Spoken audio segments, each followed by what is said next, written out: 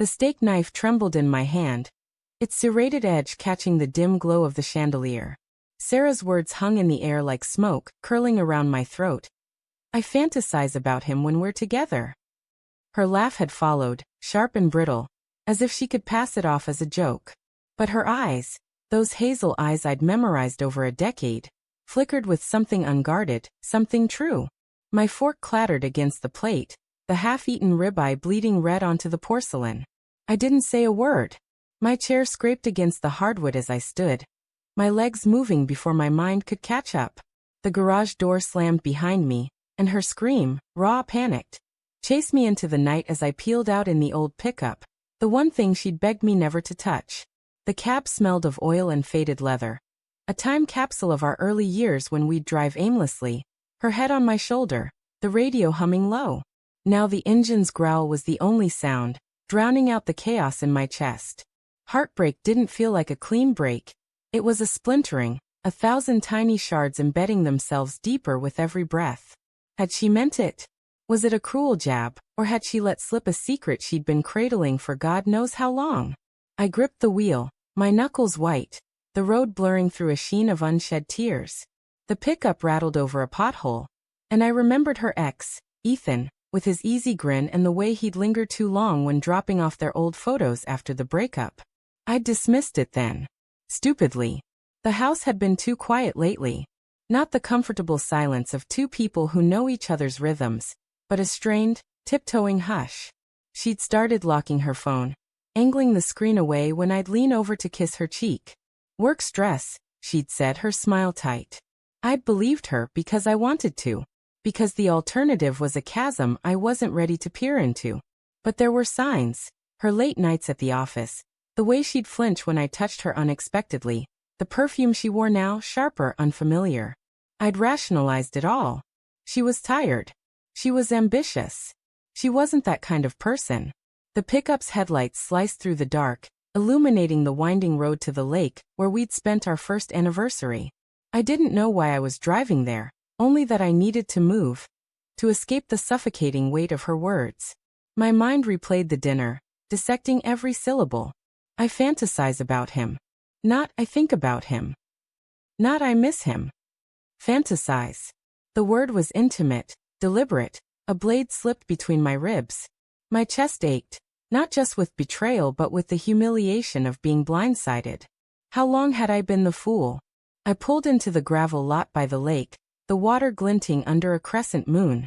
The air was crisp, heavy with pine and damp earth.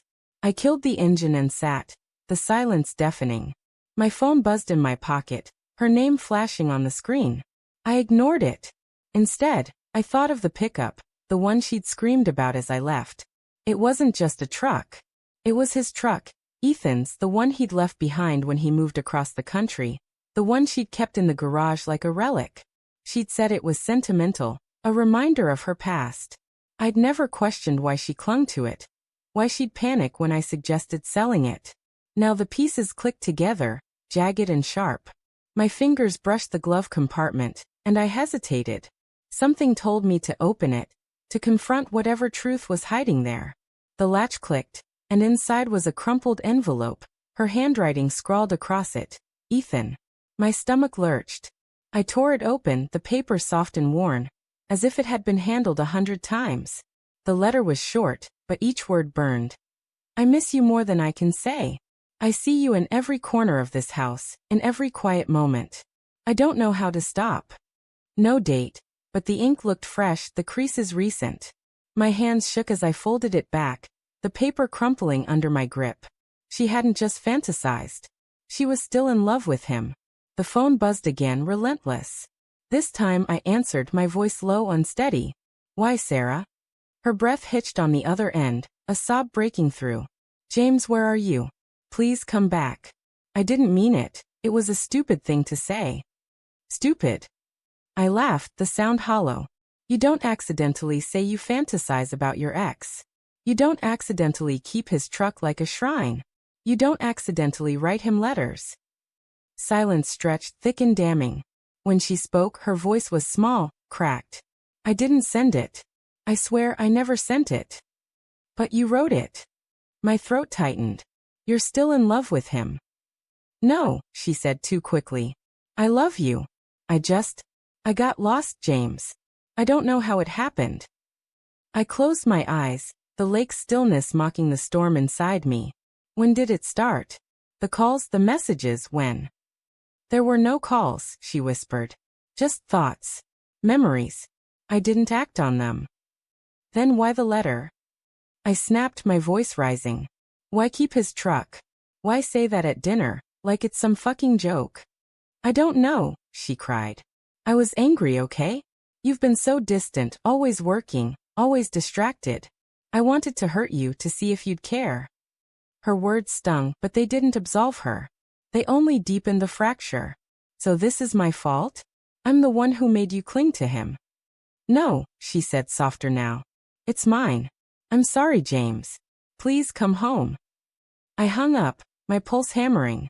The letter lay crumpled on the passenger seat, a silent accusation. I wanted to believe her, to cling to the life we'd built. The late-night talks, the way she'd laugh at my terrible cooking, the promises we'd made under this very lake's stars. But love doesn't survive on hope alone. It needs truth, and hers was slipping through my fingers. I drove back slowly, the pickup's engine a low growl. The house was lit up when I arrived, every window glowing like a beacon. Sarah stood on the porch, her arms wrapped around herself, her face streaked with tears. I stepped out, the letter in my hand, and her eyes widened. James, she started, but I held up a hand. Tell me the truth, I said, my voice steady despite the ache. Did you see him? Did you talk to him? She shook her head, her lips trembling. No. I swear. It's just he's a ghost I can't shake. But I don't want him. I want you. I searched her face, looking for the woman I'd married. The one who'd promised me forever. But all I saw was doubt. A crack in the frame of our life that no apology could mend. I handed her the letter, my voice barely a whisper. Then why does this feel like goodbye? She took it, her fingers brushing mine, and for a moment, I wanted to pull her close, to pretend none of this had happened. But as she sobbed, clutching the paper, I turned back to the pickup. I climbed in, the engine roaring to life, and drove into the night, leaving her standing there, a silhouette against the light. The truck wasn't just hers anymore. It was mine now. A relic of a love I wasn't sure I could reclaim.